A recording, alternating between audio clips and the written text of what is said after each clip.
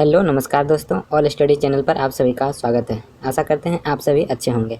आज हम लोग भौतिकी के जो यंत्र होते हैं, जो मशीन होते हैं, जिसके तहत हम लोग बहुत सारे चीज़ों को मापते हैं, तो उनसे जुड़े हुए जो भी प्रश्न विभिन्न परीक्षाओं में पूछे गए हैं उसको हम लोग डिस्कस करेंगे और उससे जुड़े हुए फैक्टों को जानेंगे। तो स्टार्ट करने से पहले आप लोगों से एक रिक्वेस्ट है कि अगर आप इस चैनल पर नए हैं तो इसे सब्सक्राइब कर लीजिए और घंटी का बटन को दबा दीजिए ताकि आने वाले वीडियो का नोटिफिकेशन आपको मिलती रहे। और अगर वीडियो आपको अच्छा लगे तो इसे लाइक ज़रूर कीजिएगा। अगर कोई डाउट हो तो कमेंट सेक्शन में कमेंट ज़रूर कीजिएगा। तो चलिए हम लोग प्रारंभ करते हैं। देखते हैं पहला प्रश्न है, सोनार निम्नलिखित द्वारा प्रयोग किया जाता है? अंतरिक्ष यात्री द्वारा, डॉक्टर द्वारा, इंजीनियर द्वारा, नौ संचालक द्वारा। तो सोनार एक उपकरण है जो कि समुद्र में डूबी हुई वस्तुओं के स्थिति के बारे में पता लगाता है।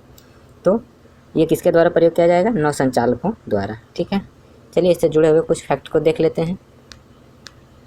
तो पहला, सोनार का फुल फॉर्म क्या होता है? तो सोनार का फुल फॉर्म होता है साउंड, नेविगेशन एंड रैगिंग। और इसमें कौन सी तरंग का प्रयोग किया जाता है? तो इसमें परासर्व तरंग का प्रयोग किया जाता है। ये दो फैक्ट्स याद रखना है। चलिए नेक्स्ट प्रश्न देखते हैं। नेक्स्ट प्रश्न है कि सोनार में प्रयोग किया जाता है, यानी सोनार में कौन सा तरंग प्रयोग किया जाता है? रेडियो तरंग, श्रव्य तरंग, परासर्व तरंग, अपसर्व तरंग। तो ऊपर में अभी हमने बताया था परासर्व तरंग का प्रयोग किया जाता है। चलिए इससे जुड़े हुए कुछ फैक्ट्स देख लेते हैं। इसमें यह है कि एक होता है अपसर्व तरंग, तो इसको आवृत्ति के आधार पर बांटा गया है। तो अपसर्व तरंग उसे कहा जाता है जो कि 20 हर्ट्ज से नीचे की आवृत्ति जिसकी होती है उसको अपसर्व तरंग कहा जाता है। ये जो हम लोग बहुत बड़े आकार के स्रोत से हम लोग उत्पन्न करते हैं, जैसे कि डीजे हो गया या जो वायुयान उड़ते हैं, वो सब जो आवाज़ है वो बहुत छोटे आवृत्ति का होते हैं, इसलिए उसे अपसर्व तरंग कहा जाता है। ठीक है, दूसरा है परासर्व तरंग। तो ये 20,000 हर्ट्ज से ऊपर का होता है। मनुष्य इसको सुन नहीं सकता। इसको कुत्ता है, बिल्ली है, ये सब सुन सकता है। बहुत धीमा आवाज़ होता है, बहुत, वो यही सब सुन सकता है। मनुष्य इसे नहीं सुन सकता है।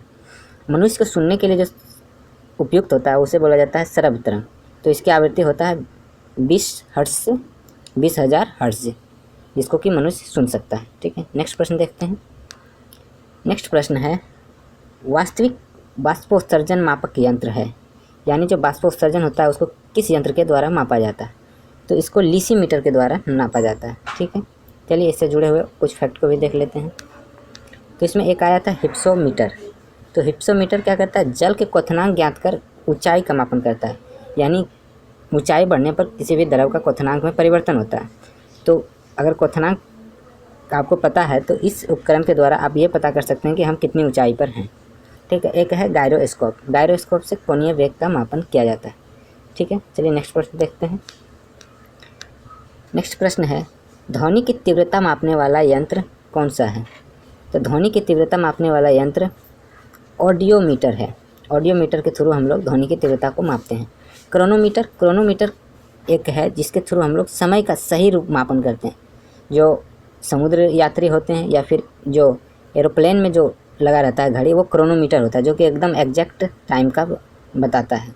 ठीक है, एनीमोमीटर ये पवन की गति का दिशा बताता है। ठीक है, ऑडियोफोन जो कि एक तरह का उपकरण है जो कि विद्युत ऊर्जा को ध्वनि ऊर्जा में परिवर्तन करता है, वही है ऑडियोफोन। ठीक है, चलिए देख लेते हैं इससे जुड़े फैक्ट्स। तो हमने बता ही दिया है क्रोनोमीटर क्या होता है? समय के परिशुद्धत्व मापन करने वाला घड़ी। और ऑडियोफोन जो विद्युत ऊर्जा को ध्वनि ऊर्जा में परिवर्तन करता है।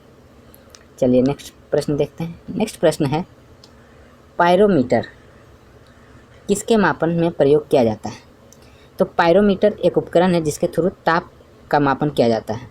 जैसे थर्मामीटर होता है, तो थर्मामीटर से हम लोग कम तापमान को माप सकते हैं, मगर अगर अधिक तापमान को मापना हो तो उसके लिए हम लोग पायरोमीटर का प्रयोग करते हैं। तो इसका सही आंसर हो जाएगा उच्च तापमान। तो ये कम तापमान को नहीं माप सकता है, ये जो अधिक तापमान है। तो एक माना जाता है कि 800 डिग्री सेल्सियस से अधिक का जो भी तापमान होगा उसी को ये माप सकेगा। इससे जुड़े फैक्ट्स को देख लेते हैं। तो यही पायरोमीटर का प्रयोग 800 डिग्री सेल्सियस से ऊपर के तापमान को मापने के लिए प्रयोग किया जाता है। और ताप का एसआई मात्रक क्या होता है? केल्विन, ये भी याद रखना। चलिए नेक्स्ट प्रश्न देखते हैं। नेक्स्ट प्रश्न है, पायर हेलियोमीटर का प्रयोग निम्न में से किसे मापने के लिए प्रयोग किया जाता है? तो पायर हेलियो एक उपकरण है जो कि सोलर रेडिएशन के मापने के लिए काम आता है। इसका सही आंसर हो जाएगा option B, solar radiation. Solar radiation में दो तरह के दो तरह के विकिरण पाया जाता है, रेडिएशन पाया जाता है। एक तो वो होता है जिससे कि हमें गर्मी महसूस होती है, और एक होता है जिससे हम कोई वस्तु को देख पाते हैं।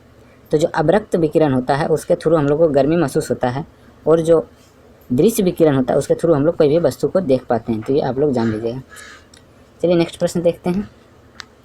नेक्स्ट प्रश्न है, मैनोमीटर के द्वारा किसकी माप किया जाता है? मैनोमीटर एक उपकरण है जो कि गैसों का दाब का मापन करता है। ठीक है, गैसों का दाब का मापन किसके द्वारा किया जाता है? मैनोमीटर। यही अगर वायु दाब का माप बोला जाए तो वो बैरोमीटर के थ्रू किया जाता है। ठीक है, अगर द्रवों का घनत्व का बात किया जाए तो हाइड्रोमीटर के द्वारा इसे हम लोग द्रवों का घनत्व को माप करते हैं। ठीक है, चलिए नेक्स्ट प्रश्न देखते हैं।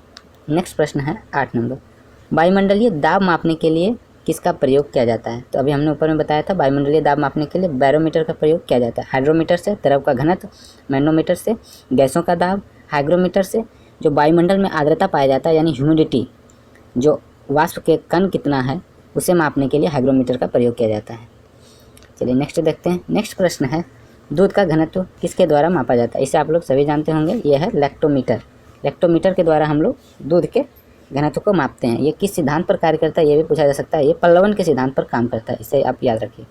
हाइड्रोमीटर द्रव का घनत्व का मापन किया जाता है, इसे याद रखिएगा। बैरोमीटर वायुमंडलीय दाब का, हाइग्रोमीटर वायुमंडल में जो आर्द्रता होता है उसका मापन करते हैं। नेक्स्ट प्रश्न देखते हैं 10 नंबर। 10 नंबर है, हवा में आर्द्रता मापने के लिए कौन सा उपकरण का प्रयोग लाया जाता है? तो हवा में जो आर्द्रता है उसे मापने के लिए हाइग्रोमीटर का प्रयोग किया जाता है। इससे जुड़े हुए कुछ फैक्ट देख लेते हैं, स्पेक्ट्रोमीटर और यूडियोमीटर से जुड़े हुए। तो स्पेक्ट्रोमीटर एक ऐसा यंत्र है जो विद्युत चुंबकीय स्पेक्ट्रम के एक विशिष्ट भाग के सापेक्ष प्रकाश के गुणों का मापन करता है। यानी एक विद्युत चुंबकीय स्पेक्ट्रम के किसी विशिष्ट भाग, अन्य भाग के तुलना में क्या डिफरेंस, गुण में डिफरेंस दे रहा है, उसका मापन स्पेक्ट्रोमीटर से किया जाता है। ठीक है, अब देख लेते हैं यूडियोमीटर। तो यूडियोमीटर एक प्रयोगशाला का उपकरण है जिसके द्वारा किसी भौतिक या रासायनिक परिवर्तन के फलस्वरूप किसी गैस के आयतन में जो परिवर्तन होता है उसको मापते हैं। यदि किसी भी चीज़ के हम लोग उसमें भौतिक या रासायनिक परिवर्तन करते हैं तो उसे हम लोग उसको मापने के लिए यूडियोमीटर का प्रयोग किया जाता है। और एक चीज़ और यहाँ जानना जरूरी है, भौतिक परिवर्तन और रासायनिक परिवर्तन में क्या अंतर है? भौतिक परिवर्तन का मतलब है कि अगर हम उसको परिवर्तन किसी दूसरे रूप में कर दें तो उसे हम फिर पुनः उसी रूप में कर सकते हैं, तो वो भौतिक परिवर्तन हुआ। जैसे अगर हमने पानी को बर्फ़ में चेंज किया तो फिर हम बर्फ़ को पानी में ला सकते हैं, तो ये भौतिक परिवर्तन हुआ। लेकिन रासायनिक परिवर्तन, जिसको हम परिवर्तन करने के बाद पुनः उस रूप में नहीं ला सकते, यानी अगर हमने दूध को दही में परिवर्तन कर दिया तो उसको हम लोग फिर दूध में परिवर्तन नहीं कर सकते, तो ऐसे परिवर्तन को रासायनिक परिवर्तन कहा जाता है। लेकिन अगर ऐसा परिवर्तन जो कि फिर उसको परिवर्तन करके उसी रूप में ला दे तो वो भौतिक परिवर्तन कहा जाता है, तो इसे आप याद रखिएगा। चलिए नेक्स्ट प्रश्न देखते हैं। नेक्स्ट प्रश्न है, रक्त दाब मापने वाला यंत्र क्या होता है? तो ये स्फिग्मोमीटर होता है, ये आप सभी जानते होंगे। नेक्स्ट प्रश्न देखते हैं। नेक्स्ट प्रश्न है, निम्नलिखित में से 1500 डिग्री सेल्सियस से अधिक ताप मापने हेतु प्रयोग लाया जा सकता है। यानी निम्न में से किसका प्रयोग हम लोग 1500 डिग्री से अधिक तापमान मापने के लिए प्रयोग में लाए? तो अभी हमने आपको बताया था पायरोमीटर, जो कि 800 डिग्री सेल्सियस से अधिक का तापमान मापने के लिए प्रयोग है। इसका सही आंसर हो जाएगा ऑप्शन डी, पायरोमीटर। नेक्स्ट प्रश्न देखते हैं। नेक्स्ट प्रश्न है, प्रकाश की तीव्रता मापने के लिए किस उपकरण का प्रयोग किया जाता है? तो प्रकाश की तीव्रता मापने के लिए हम लोग लक्स मीटर का उपयोग करते हैं। अल्टीमीटर ये ऊंचाई मापने के लिए किया जाता है, इसका प्रयोग वायुयान इत्यादि में किया जाता है। अल्टीमीटर का उपयोग कि कितनी ऊंचाई पर वो उड़ रहा है। एनीमोमीटर वन की गति एवं दिशा के लिए प्रयोग किया जाता है। नेक्स्ट प्रश्न है, राडार उपयोग में आता है, यानी राडार का हम लोग उपयोग कहाँ करते हैं? तो राडार एक ऐसा उपकरण है जिसको हवा या सतह पर जो भी वस्तु है उसकी स्थिति पता करने के लिए किया जाता है कि वो कितनी दूरी में है, कितनी ऊंचाई में है, ये सब पता करने के लिए रडार का प्रयोग किया जाता है। तो इसका सही आंसर हो जाएगा ऑप्शन सी, रेडियो तरंगों द्वारा वस्तु की स्थिति ज्ञात करने में। ठीक है, चलिए इससे जुड़े हुए फैक्ट्स को देख लेते हैं। तो पहला है कि रडार का फुल फॉर्म क्या होता है? तो इसका फुल फॉर्म होता है रेडियो डिटेक्शन एंड ट्रैकिंग। और इसमें कौन सा तरंग प्रयोग किया जाता है? तो सूक्ष्म तरंग का प्रयोग किया जाता है। नेक्स्ट प्रश्न है, निम्न में से कौन सी राशि रिक्टर पैमाने पर मापी जाती है? यानी रिक्टर पैमाना पर हम लोग किसको माप करते हैं? तो रिक्टर पैमाना पर हम लोग भूकंप की तीव्रता को माप करते हैं। तो इसका सही आंसर हो जाएगा ऑप्शन सी। नेक्स्ट प्रश्न देखते हैं। नेक्स्ट प्रश्न है, ताप के निम्नलिखित में से किस पैमाने में ऋणात्मक मान नहीं होता है? यानी ताप के मापने के लिए जो भी यूनिट है उसमें से किसका मान ऋणात्मक नहीं होता? इसका सही आंसर होगा सी, केल्विन। केल्विन में अगर हम मापेंगे तो 0 केल्विन से नीचे का तापमान नहीं हो सकता, इसलिए इसे परम शून्य ताप भी बोला जाता है, इसे याद रखिएगा। नेक्स्ट प्रश्न देखते हैं। नेक्स्ट प्रश्न है, झूठ का पता लगाने वाला यंत्र किस नाम से जाना जाता है? इसका सही आंसर है ऑप्शन ए, पॉलीग्राफ। पॉलीग्राफ के थ्रू हम लोग अगर कोई व्यक्ति झूठ बोल रहा है तो वो पता लगा सकते हैं। इसके थ्रू जो भी हमारे मस्तिष्क से वेव निकलते हैं उसके थ्रू से ये पता करते हैं कि ये आदमी झूठ बोल रहा है या सत्य बोल रहा है। तो इस वीडियो में इतना ही। इसमें जो भी प्रश्न पूछे गए थे उसको हमने डिस्कस किया है। फिर नेक्स्ट वीडियो में मिलते हैं, तब तक के लिए धन्यवाद।